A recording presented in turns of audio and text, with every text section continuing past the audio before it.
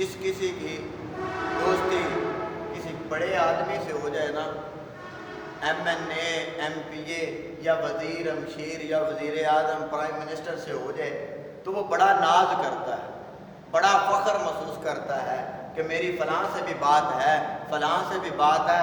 ارے ہم کیوں نہ ناز کریں، ہماری بات آمنہ کے لال سے ہے۔ ہم کیوں نہ ناز کریں، ہماری بات اس نبی سے ہے جس نے قبر میں بھی کام آنا ہے، حشر میں بھی کام۔ ہماری تو بات ہی اسی نبی سے ہے جس نے تمام نبیوں کی امتوں نے، جب سب کے سب جو ہیں امتیں اکٹھی ہو کر حضرت آدم علیہ السلام کے پاس جائیں گی، جا کر کہیں گی کہ آج ہماری شفاعت کریں، تو آپ فرمائیں گے نہیں آج میں نہیں کروں گا۔ اسی طرح چلتا چلتا کام حضرت عیسیٰ علیہ السلام کے پاس جائے گا، آپ فرمائیں گے آج میں نہیں کروں گا، لیکن رستہ وہ بتاؤں گا جہاں سے کبھی کوئی سوالی خالی نہیں گیا۔ اللہ اکبر! وہ کون سا رستہ؟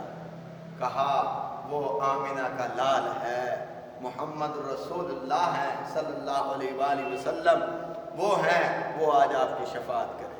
رب فرماتا ہے کہ میں نے محشر کا میدان نہیں لگانا تھا، میں نے وہ محشر کا میدان بھی لگانا ہے تو اپنے حبیب کی عزت دکھانے کے لیے لگانا ہے۔ اس وقت یہ کس منہ سے کہیں گے ہم بھی آپ کے امتی ہیں؟ جو آج دنیا میں کفر و شرک کے ہم پر فتوے لگاتے ہیں، وہ کس منہ سے کہیں گے ہم بھی آپ کے امتی ہیں؟ تو آگے حضور کھڑے ہوں گے، آپ فرمائیں گے آنا لہا آنا لہا، اے میری امتیو اے میرے امتیو آ جاؤ، آج میں آپ کی شفاعت کروں۔ کائنات میں نہ ماں بیٹے کے لیے، نہ باپ بیٹے کے لیے، نہ بیٹا ماں کے لیے، نہ بیٹا باپ کے لیے اتنا رویا ہے جتنا میرے آقا لجپال اپنی اس گناہگار امت کے لیے روئے۔ غاروں میں یاروں میں صرف یہی رب حابلی امتی، اے اللہ میری امت۔ لیکن ہم کیا پیار کر رہے ہیں؟ ہم کون سا ناموس رسالت پر کام کر رہے ہیں؟ جب باری آتی ہے مار کھانے کی اور ڈنڈے کھانے کی، اس وقت ہم اپنے کمروں میں چلے جاتے ہیں، ہم اپنے گھروں میں چلے جاتے ہیں۔ اس وقت ہمیں باہر نکلنا چاہیے کہ اگر خبردار کسی نے نبی علیہ السلام کی کسی ایک چیز کی بھی توہین کی، ہم اس کا گلا کاٹ دیں گے، سر تن سے جدا کر دیں گے۔ ہماری غیرت گوارے ہی نہیں کھاتی کہ ہمارے آقا لجپال کے بارے میں کوئی غلط الفاظ ہو۔ لیکن ہمارے ملک میں ایسے کئی لوگ بس رہے ہیں جو کہتے ہیں نہیں جی اس طرح نہیں، نرم ہونی چاہیے بات۔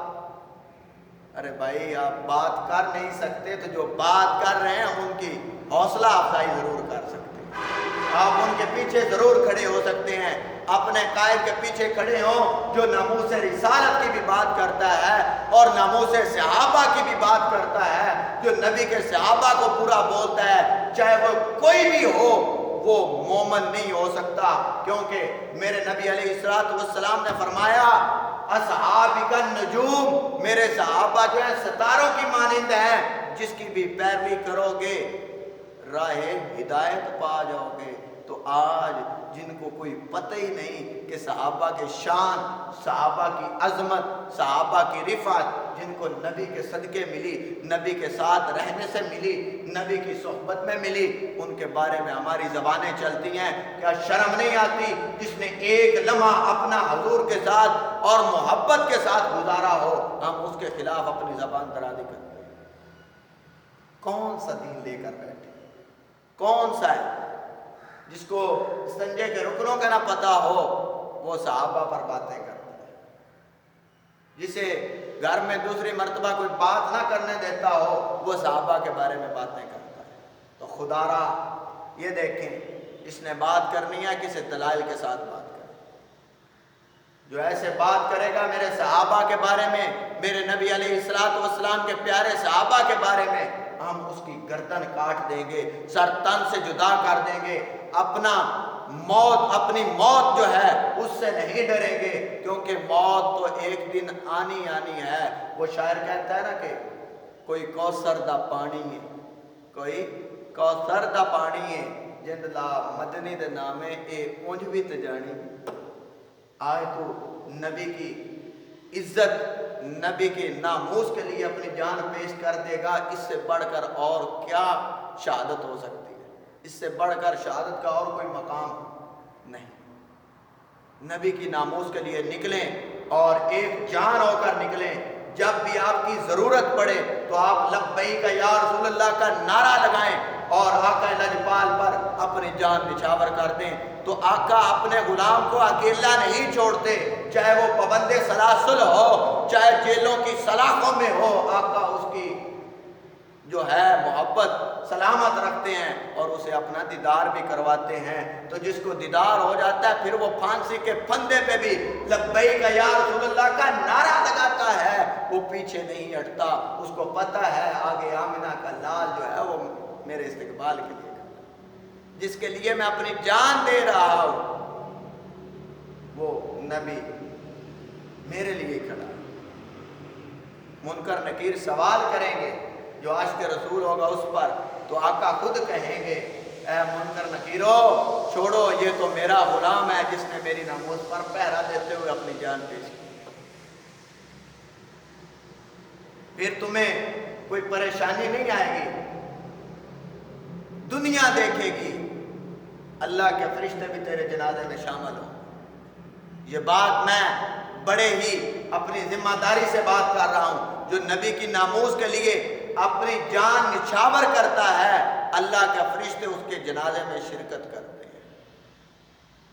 تو اس سے بڑھ کر اور کیا انعام چاہیے؟ اس سے بڑھ کر اور کیا عزت چاہیے؟ اس سے بڑھ کر اور کیا رفعت چاہیے؟ اس سے بڑھ کر اور کیا بلندی چاہیے؟ یہ سب بلندیوں سے بلند مقام ہے جو نبی کی عزت پر پہرا دیتے ہوئے اپنی جان نچھاور کرتا ہے۔ اللہ اکبر کبیرہ۔ میرے نبی کو رب نے تمام نبیوں سے اعلیٰ بنایا۔ اعلیٰ حضرت فرماتے ہیں سب سے اعلیٰ ہو اعلیٰ ہمارا نبی، سب سے بالا ہو اعلیٰ ہمارا نبی، اپنے مولا کا پیارا ہمارا نبی، دونوں عالم کا دولہا ہمارا نبی۔ اللہ، یہ شان ہے۔